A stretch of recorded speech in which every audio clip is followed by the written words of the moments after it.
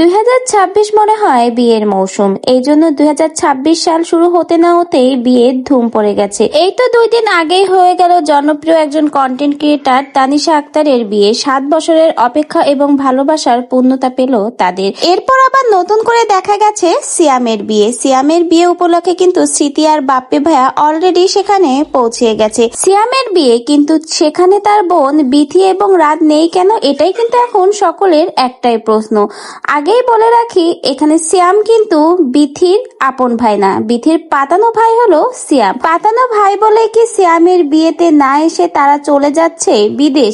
এদিকে মুস্তারিন সবার আগে থেকেই সেখানে রয়েছে। আর স্মৃতি আর বাপ্পি ভাইয়ের কথা কি বলবো, তারা তো সব সময় সব জায়গায় উপস্থিত থাকে, এখানেও কিন্তু তারা দুজনে একসাথে উপস্থিত। মাশাআল্লাহ, স্মৃতি আপু আর বাপ্পি ভাইয়ার জুটি কিন্তু আসলেই অসাধারণ। এখন কথা হলো, যেখানে সিয়ামের মাকে বিথি মা ডেকেছে, সেখানে কি সিয়ামের বিয়েতে দাওয়াত পায়নি বিথি? এরকম নানা সমালোচনা চলছে যখন সিয়ামের এই গায়ে হলুদের অনুষ্ঠানে দেখা যায়নি বিথি এবং রাতকে। তো ভিউয়ার্স, আপনাদের কি মনে হয় সিয়ামের বিয়েতে না এসে হঠাৎ কেন বিদেশ যাচ্ছে বিথি এবং রাত?